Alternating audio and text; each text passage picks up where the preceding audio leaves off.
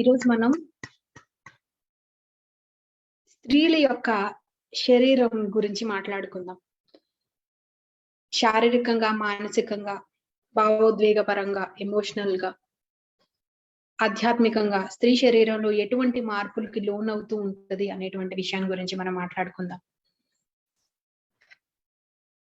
So लोग मेरे से पूछ रहे थे कि मैडम आप क्यों नहीं आ रही है 3 दिन से, क्यों क्यों क्या हो सकता है, मौन में गए या कहीं और गए, why ma'am is not coming from the past 3 days, what is the reason? It is simply because let us understand about women engineering, let us understand about women body in all the aspects, physically, mentally, emotionally, as well as spiritually. So let us put these questions to ourselves.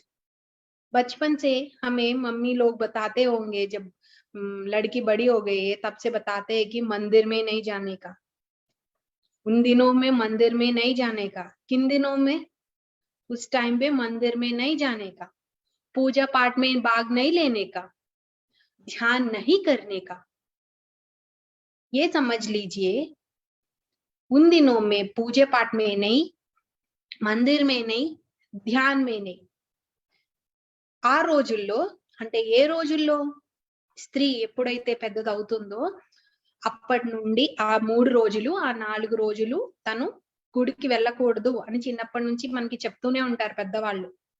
ఎందుకు గుడికి వెళ్ళకూడదు, ఎటువంటి పూజకి సంబంధించినటువంటి పనుల్లో ఉండకూడదు, అలాగే ధ్యానం కూడా చేయకూడదు. This is the new thing for us. No meditation during menstruation. Let us understand this. So dear women,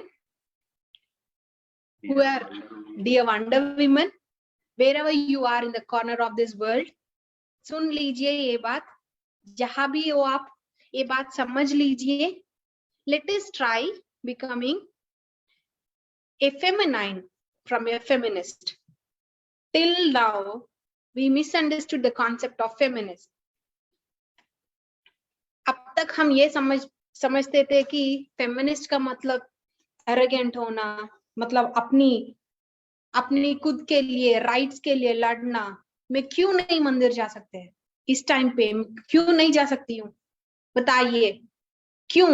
भगवान मेरे अंदर नहीं है, मैं कोई अपवित्र हूँ? ऐसे ही कुछ ना कुछ हमारे दिमाग में पड़ी है. अब ये सारे निकाल के समझने की कोशिश करेंगे. मंदिर में इसीलिए नहीं मना किया गया है, वो इसीलिए नहीं है कि आप अपवित्र है. మీరు అపవిత్రంగా ఉన్నారు కనుక మిమ్మల్ని గుడిలోకి రానివ్వకుండా ఉంచడం జరగలేదు, పూజ విధానాల్లో మిమ్మల్ని ఉంచడం జరగలేదు. మీరు అపవిత్రం కాదు. No woman is impure during her menstruation. Please try to understand this. Do not come to conclusions. No woman is impure during her menstruation. Understand this. वो अपवित्र है, वो इम्प्योर है, इसीलिए नहीं कहा है आप मंदिर नहीं जाने का है और पूजा पाठ में भाग नहीं लेने का है और ध्यान नहीं करने का है. वो इसीलिए नहीं बताया गया है. తెలుగులో కూడా నేను చెప్పాను, తెలుగులో లేదు కదా. స్త్రీ అపవిత్రురాలు. చాలా మంది అనుకుంటారు స్త్రీ ఆ 3-4 రోజుల్లో తన శరీరంలో కొన్ని అపవిత్రమైనటువంటి జరుగుతూ ఉంటాయి, ఆ నీచమైనటువంటి రక్తం వెళ్ళిపోతూ ఉంటుంది, అందుకే పూజలు చేయనివ్వరు, గుడికి రానివ్వరు అని చెప్తూ ఉంటారు. కొందరు అనుకుంటూ ఉంటారు, కానీ కాదు. స్త్రీ సంపూర్ణం, స్త్రీ పవిత్రం, స్త్రీ అద్భుతం. మనం అపవిత్రంగా ఉన్నాం కనుక మనల్ని గుళ్ళోకి రానియకుండా ఉంచడం కాదు, మనం అపవిత్రంగా ఉన్నాం కనుక మనల్ని పూజా దాంట్లో మనల్ని ఉంచకుండా ఉండటం కాదు, అలాగే మనం అపవిత్రంగా ఉన్నాం కనుక ధ్యానం చేయకుండా ఉండటం కాదు. అందుకు చెప్పలేదు. దీని వెనకాల ఒక గొప్ప సైన్స్ ఉంది, అది స్త్రీ యొక్క ఆరోగ్యానికి సంబంధించినటువంటి సైన్స్. इसके पीछे बहुत बड़ा कारण है. वो कारण जो है वो स्त्री के लिए वरदान है. इन दिनों में मंदिर क्यों नहीं जाना है, पहले ये बात समझेंगे. लड़ेंगे नहीं, क्यों नहीं जा सकते, इस बात पे लड़ते हम. थोड़ा हट के पीछे होके समझेंगे क्यों नहीं जाना है, क्यों बोला गया है, ये बात समझेंगे. क्यों ध्यान नहीं करने का है, ये बात समझेंगे. Why should we not meditate during our menstruation? Because it's a vast topic. Let me just make it short. ये बहुत बड़ा टॉपिक है, लेकिन इसको मैं थोड़ा कम कम कम कम करके समझाने की कोशिश कर रही हूँ, क्योंकि इसमें बहुत सारे चीजें हैं और बहुत कुछ, बहुत मायने हैं। ये सब कुछ बताना चाहिए इस दुनिया को, पूरा वर्ल्ड को बताना चाहिए हमें. So menstruation itself is meditation, dear friends. Let us give a big clap for menstruation. Menstruation itself is meditation. मतलब जब हम menstruate होते हैं उस टाइम हमारे अंदर बहुत गहरा, बहुत डीपली बहुत कुछ होते हैं, शरीर में ही नहीं. Not just periods are just coming from our physical body. ये सिर्फ और सिर्फ अपनी फर्स्ट लेयर फिजिकल बॉडी, भौतिक शरीर में ही नहीं हो रहा है, ये अपना मनोमय शरीर में हो रहा है. It's happening in our mental body. And we could feel the subtle energies happening deeply in our body during those menstrual days if we observe it. ध्यान में क्या होता है? ध्यान में हम निर्मल से बैठेंगे, कुछ नहीं, कुछ करने के लिए है ही नहीं. वही चीज प्रकृति जो है हमें बता रही है.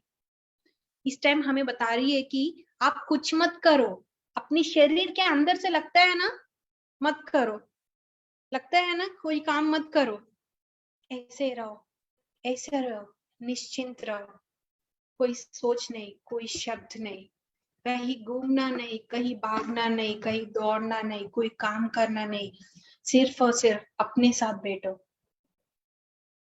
क्या हो रहा है तुम्हारे अंदर? तो गहरा, तुम और डीपली जो आराम से तुम जा पा रहे हो, इसको अनुभव करो.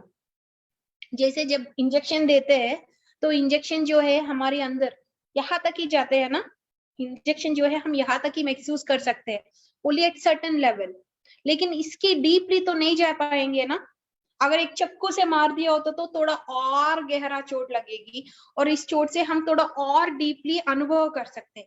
वैसे ही हमारे मेंस्ट्रुअल टाइम पे ये शरीर से और अंदर, अपनी भौतिक शरीर से आगे, मेंटल शरीर से आगे, अपने और डीपली अंदर की तरफ आप पहुंचते हैं. इसको ऑटोमेटिकली जो मेडिटेशन हो रहे हैं इनको अनुभव करें. इसीलिए आपको मेडिटेशन करने की जरूरत नहीं है, बैठ के मुद्रा बना के अपनी पोस्चर बना के ध्यान करने की जरूरत नहीं है, क्योंकि ध्यान जो है अपनी 3 दिनों में हो रहे ऑटोमेटिकली. ये और डीपली मेडिटेशन है. जाने अनजाने, कोई समझ में आए उनको या ना आए, उनको ध्यान करना नहीं आते होंगे, लेकिन फिर भी उनका अंदर क्या हो रहे इनको पता है इन 3 दिनों में. समझ में आ रही है सबको? Is everybody able to understand? Because it is such a sensitive topic. So हाथ ऊपर उठाएंगे. शिवराम गारू, रमणय गारू. Yes, Shelly ma'am. Yes, okay, I can see you now. So let us understand menstruation itself is meditation, dear friends. ఈ 3 రోజుల్లో ఈ జరిగేటువంటి శరీరంలో జరిగేటువంటి ఈ అద్భుతమైన ప్రక్రియ ఏదైతే ఉందో ఇదే సాక్షాత్తు ధ్యానం. ఏ దీర్ఘమైన ధ్యానంలో అయితే ఒక ధ్యాని ఎంత లోతునైతే తన లోపల తాను అనుభూతి చెందగలడో అంతే లోతుని మన లోపల ఒక స్త్రీ సహజంగానే తన మెన్స్ట్రల్ టైంలో చక్కగా అనుభూతి చెందగలదు. దాన్ని మనం కొంచెం గమనించగలిగితే, అందుకోసం మనకి పెద్దవాళ్ళు చెప్పారు, ఏమీ చెయ్యొద్దు, ఓ పక్కన కూర్చో. ఏం చెయ్యొద్దు, నువ్వు అంటు కాదు, నువ్వు అపవిత్రం కాదు, నువ్వు పక్కన ఎందుకు కూర్చుంటున్నావు అంటే నీ లోపల జరిగేటువంటి ఆ పరమాద్భుతాన్ని ఎటువంటి డిస్టర్బెన్స్ రానివ్వకు. నీ లోపల జరుగుతున్నటువంటి ఆ అద్భుతాన్ని గమనిస్తూ కూర్చో అని చెప్పడం కోసం మనల్ని పక్కన పెట్టడం జరిగింది. కానీ మనం ఎందుకు పనికిరాం అన్న దానికోసం కాదు, ఆ టైంలో మనం అపవిత్రం అన్నదానికి అస్సలు కాదు. सो मन ये बात तो समझ में आ गया कि मेंस्ट्रुएशन ही मेडिटेशन है.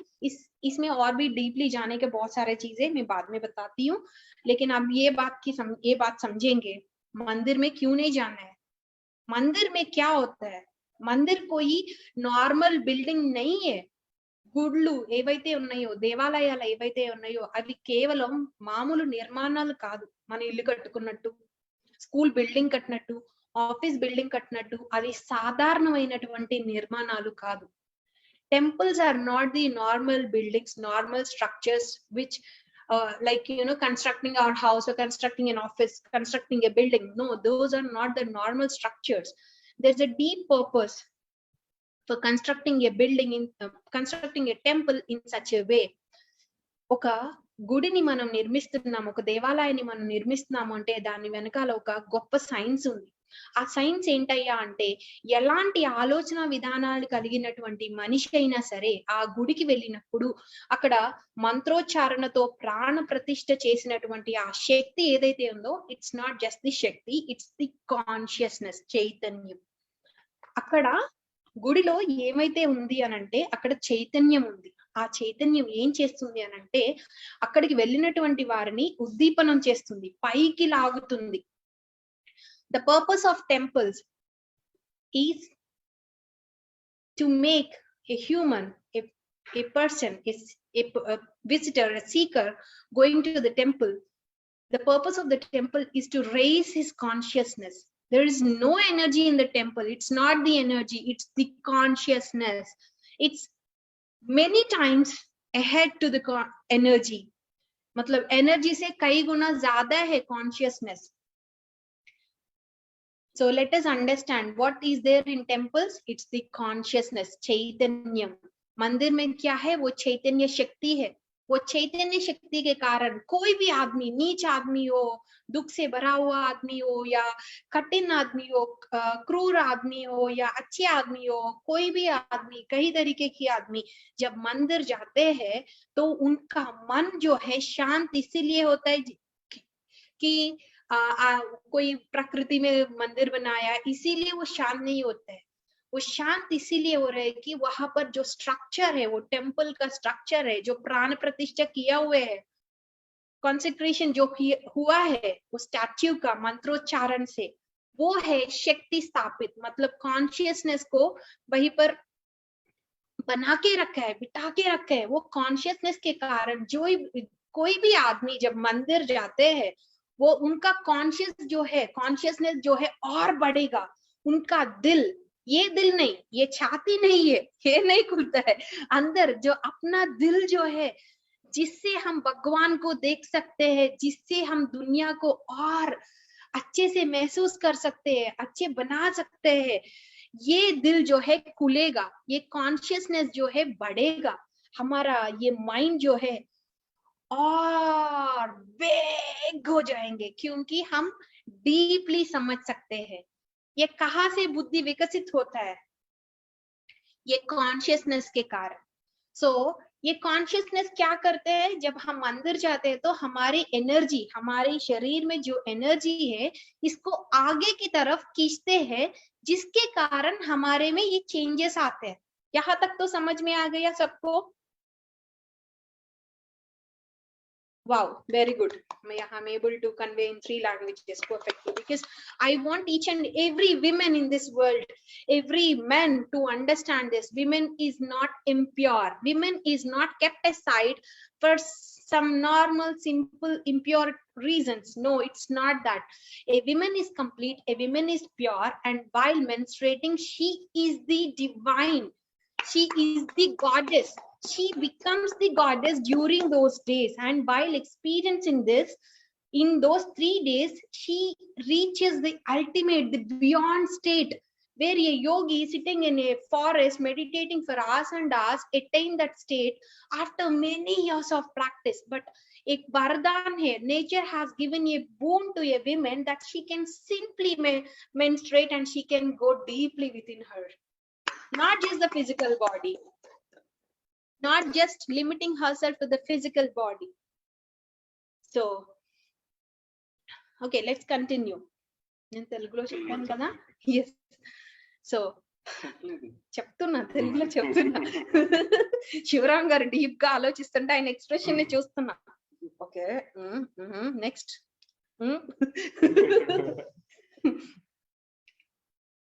సో ఒక ఒక యోగి, ఒక మహా గొప్ప వ్యక్తి, ఒక ఋషి ఒక తపస్సు చేస్తూ, అడవిలో తపస్సు చేస్తూ అన్నిటిని వదిలేసి ఎన్నో సంవత్సరాలు ఎంతో దీర్ఘమైన సాధన చేస్తే పొందేటువంటి స్థితిని చాలా సులభంగా ప్రతి స్త్రీ తన 11వ ఏటనో తన 12వ ఏటనో ప్రతి మంత్ ఇలా పొందగలుగుతుంది.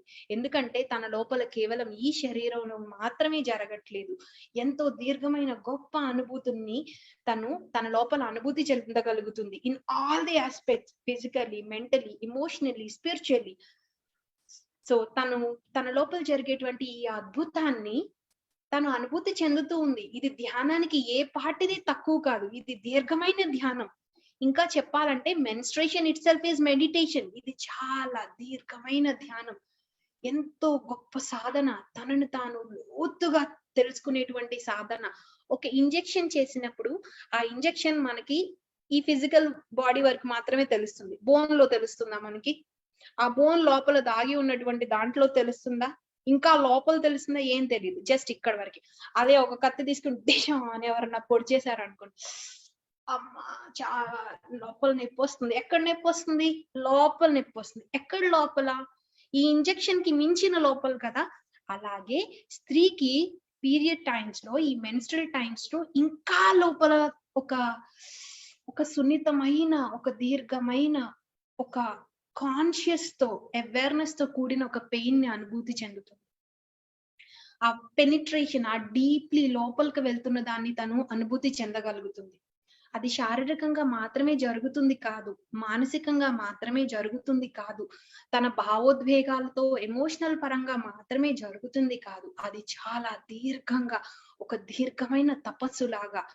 ఒక రాత్రి ఒక దట్టంగా, ఎంత చీకటిగా, ఎంత శూన్యంగా అయితే ఉంటుందో స్త్రీ, ఆ 3, 4, 5 రోజులు, ఆ దినాలలో తాను ఒక శూన్యంగా ఉంటుంది. తనకి ఏమీ అనిపించదు, ఏమీ చేయాలనిపించదు, ఏమీ మాట్లాడాలనిపించదు, ఏమీ ఆలోచించాలని అనిపించదు. అందుకోసం తన తపస్సుని డిస్టర్బ్ చేయకుండా ఉంచడం కోసం తనకి ఇంట్లో గౌరవ స్థానంతో మనం ఆ తపస్సుని ఏర్పాటు చేసాం. ఇటువంటి గొప్ప కల్చర్ లో మనం పుట్టినందుకు మన కోసం మనం గట్టిగా చప్పట్లు చేతిలో ఉన్న వాళ్ళు అందరూ కొట్టొచ్చు, అర్థం కాకపోయినా కొట్టొచ్చు, మళ్ళీ మళ్ళీ మనం నేర్చుకోవచ్చు, దాంట్లో తప్పేమీ లేదు.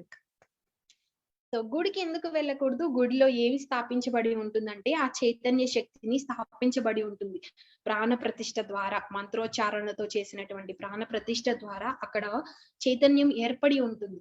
అందుకే మనకి గుడికి వెళ్ళినప్పుడు ప్రశాంతంగా, ఎటువంటి కల్మషమైన ఆలోచనలతో మనమున్న గుడికి వెళ్ళగానే మనసంతా నిర్మలంగా, హాయిగా, అద్భుతంగా అనిపిస్తుంటుంది. ఎందుకంటే గుడికి వెళ్ళినప్పుడు మన శక్తి మొత్తం పై వైపుకి లాగబడుతుంది, మన చైతన్యం మొత్తం పై వైపుకి ఊర్ధముఖంగా పయనిస్తుంది. అలా పయనించినప్పుడు ఎక్కడ దిగువ స్థాయిలో, దిగువ చక్రాల్లో ఉన్నటువంటి ఆలోచన విధానం సైతం పైకి లేపబడుతుంది. ఎలాంటోడు మనం ఫ్లైట్ ఎక్కినా, ఫ్లైట్ ఎలా అయితే మనల్ని పైకి లేపుతుందో, ఎలాంటి బుద్ధి ఉన్నవాడు మనం గుడికి వెళ్ళినా మన శక్తి, మన చైతన్యం ఇలా పైకి లేపబడుతుంది అన్నమాట. చాలా ఈజీగా మనల్ని మనం అప్గ్రేడ్ చేసుకోవడానికి, ఈ మాయలో పడిపోకుండా ఉండటానికి దేవాలయాల్ని నిర్మించడం జరిగింది. అయితే పీరియడ్స్ లో ఉన్నప్పుడు దేవాలయానికి ఎందుకు వెళ్ళకూడదు అనేది మన కాన్సెప్ట్ కనుక let us stick to this concept. అక్కడ ఏమవుతుంది అని అంటే, మన లోపల, మన శరీరంలో పంచ ప్రాణాలు ఉంటాయి. We have pancha pranas in our body. When somebody dies, we say that his pancha pranas are gone, his 5 life forces are gone, so he is no more. ఆ పంచ ప్రాణాలు గాల్లో కలిసిపోయి మనకు బాగా తెలుసుగా, మనం డైలాగ్ చిన్నప్పటి నుంచి వాడతాం. వాట్ ఈస్ దిస్ పంచ ప్రాణాలు? దీస్ పంచ ప్రాణాలు are the life forces which is helping us to experience the life energy being a human. So ఈ పంచ ప్రాణాలు ఏంటి అంటే, మన ప్రాణశక్తి. కేవలం ఒకటి ప్రాణం కాదు, మనం 5 రకాల ప్రాణశక్తుల మిళితం ఈ మానవ శరీరం. ఒకసారి మానవ శరీరానికి కూడా గట్టిగా చెప్పండి కూడా. సో దిస్ పంచ ప్రాణాస్, దిస్ ఇస్ కాల్డ్ ఉదాన. ఒక్కొక్క ప్రాణానికి ఒక్కొక్క డైరెక్షన్ లో వెళ్ళేటువంటి తత్వంని కలిగి ఉంటుంది. సో ఎవ్రీ ప్రాణ works in its own direction. So these 5 pranas are helping us to do our physical functions, our experience our subtle bodies. So These 5 pancha pranas, among them, the first one is Udana, which goes from here to there. Udana's flow of energy is from this direction to this direction. It is going this way. Udana అనేటువంటి ఆ పంచ ప్రాణం ఎటు వెళ్తుందయ్యా అంటే ఇటు నుంచి ఇటు వెళ్తుంది. పేర్లు గుర్తు పెట్టుకోవడానికి ట్రై చేయొద్దు, మనకి ఎవరో ఎగ్జామ్ లో ఇవ్వట్లేదు, జస్ట్ ఆ ఎసెన్స్ ని మనం గుర్తు పెట్టుకునే ప్రయత్నం చేద్దాం. So udana travels from here to here. And next vyana throughout the body. మన ఆరా, మనం ఏదైతే మనల్ని ఆరాని నిర్మించి ఉంచుతుందో, మన శరీరం అంతా రక్త ప్రసరణ జరగడానికి సహాయపడుతుందో, శరీరాన్ని అనుభూతి చెందడానికి సహాయపడుతుందో దాన్ని మనం వ్యాన అంటాం. ఇది ప్రాణశక్తి అని మనం ఏదైతే అంటున్నామో, ఈ ప్రాణం ఏదైతే ఉందో ఈ ప్రాణం ఇలా పనిచేస్తుంది. లోపలికి ఇక్కడ నుంచి ఇటు పనిచేస్తూ ఉంటుంది, ఇక్కడ పనిచేస్తూ ఉంటుంది. అందుకే మనం బ్రీతింగ్ ఎక్సర్సైజెస్ చేసినప్పుడు ప్రాణిక్ బ్రీతింగ్ అంటాం, ఎందుకంటే ప్రాణ శక్తిని తీసుకుంటున్నాం మన లోపల. So this is prana and this is vyana, this is udana, this is samana. ఈ సమాన ఏం చేస్తుంది అని అంటే మన పొట్ట లోపల అరగటానికి కావాల్సిన విధంగా, కడుపు లోపల జరగాల్సిన వాటన్నిటికీ హెల్ప్ చేస్తుంది. సో ఇది ఎలా తిరుగుతూ ఉంటుందంటే ఈ ఎనర్జీ ఇలా తిరుగుతూ ఉంటుంది. నెక్స్ట్ వన్ ఈస్ అపాన. ఆ అపాన ఏం చేస్తుంది అంటే మన పెల్విక్ ఫ్లోర్ నుండి, అంటే మన రెండవ చక్రం స్వాదిష్టాన చక్రం నుండి కింద పాదాల వరకు ఈ ప్రాణశక్తి కింద వైపుగా పనిచేస్తుంది.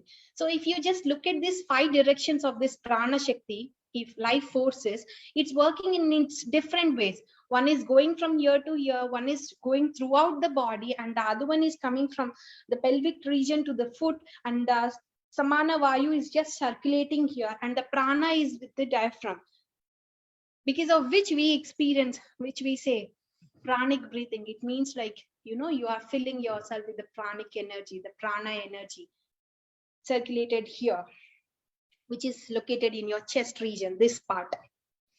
So ఇప్పుడు ఇది అర్థమైంది కదా, ఈ పంచప్రాణ అర్థమైంది కదా. It's a bit complicated topic, but trying to explain, making it simpler. Don't take it so hard. It's okay.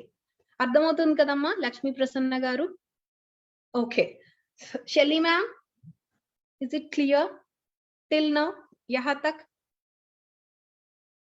तक clear है ना? You will get to know this later when I explain the other parts. So what happens when we go to temple?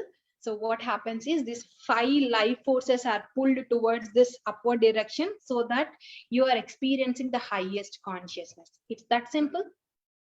Now you get to know that your pancha pranas, your 5 life forces are pulled toward the upward direction, because of which you are experiencing the expansion in your consciousness when you enter into a Hindu temple.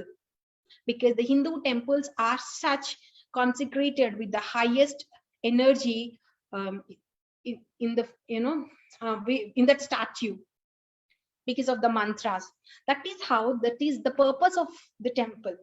Not just simply a temple, not just to go, not just to break the coconut, not just to take the prasad, not just to take take the harati and come off. No, it's not the purpose. The purpose of the temple is to expand your consciousness. It means like it's a beautiful gift for the humanity to experience the expansion in their consciousness in such a simpler way. Anybody can access, anybody can enter into the temple, and anybody can expand their consciousness, and anybody can become a master, anybody can make their life beautiful. That is how the purpose of the temple is. That is why the temple was constructed. So what happens is, during this menstrual time, when we go to the temple, what happens during this menstrual time? ये menstrual time पे क्या होता है, हमारा अपाना वायु जो है, ये अपाना वायु का काम जो है वो नीचे की तरफ काम करना. It helps us in our menstruation, it helps us in our urination, it helps us in eliminating all the waste from our body. It even helps us during our sexual activities as well. So it is a life force that helps us to perform our activities. So ये अपाना वायु जो है नीचे की तरफ काम करते हैं. तो ये हमारे अंदर जो भी एलिमिनेशन से वेस्ट है, यूरिनेशन है, ये सारे निकालने के लिए बाहर, like you know the gravitational force जैसे नीचे काम करते हैं, वैसे ही वो नीचे की तरफ काम करेगा, because of which we can do our activities. So मंदिर जब जाते हैं, ये 3 दिनों में, ये 5 दिनों में तो वो नीचे तरफ कंटिन्यूअसली काम करने, मतलब उनको वर्कलोड जो है बहुत ज्यादा है. It needs to continuously work. Okay, let me work. Hey, other life forces, now I have so much work here, so let me do my work, because I'm continuously bleeding these 3 days, 5 days, right? Our apana vayu has to completely work without taking any pause. It has a lot of workload to work on the physical body. So when it is working continuously, and when you go to temple during these days, what happens is you are altering the energy from going downwards to the upwards, because of which we are facing infertility issues, and because of which we are facing PCOD, PCOS, endometriosis, etc. So that is why women is said not to enter the temple. It is for her safety. It is for her health. It is for her protection. So తెలుగులో చెప్తా. Thank you. మన ఈ పంచ ప్రాణాలు ఎలా పనిచేస్తాయో మనకి అర్థమైంది కదమ్మా అందరికి. సో ఈ పంచ ప్రాణాల్లో ఈ అపాన వాయు ఈ 5 రోజులు, మన 3 రోజులు, ఈ 5 రోజుల సమయంలో ఖచ్చితంగా కిందకి ఎక్కువగా పనిచేస్తూ ఉండాలి. వర్క్ లోడ్ ఎక్కువ ఉంది దానికి. 5 రోజులు ఖచ్చితంగా పనిచేయాలి. అది నిరంతరం రక్తాన్ని బయటికి స్రవించడం కోసం హెల్ప్ చేస్తూనే ఉండాలి.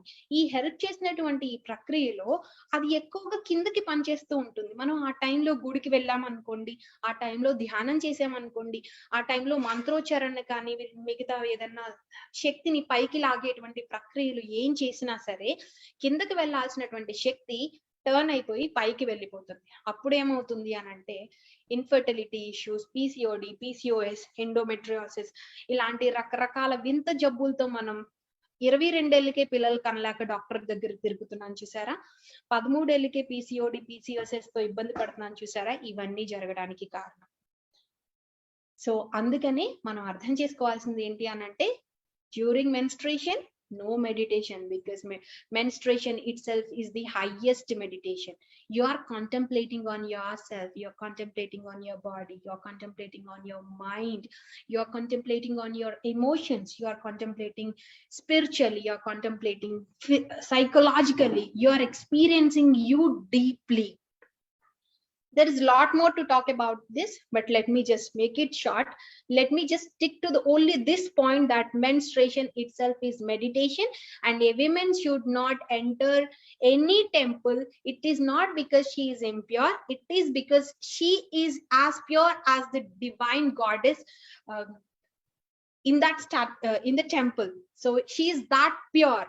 She is not supposed to enter the temple because she is altering her energy, altering the directions of her life forces unknowingly when she enters such premises. So she should not meditate, because when we are meditating, we are again pulling our energies towards the upward direction, which we call it kundalini.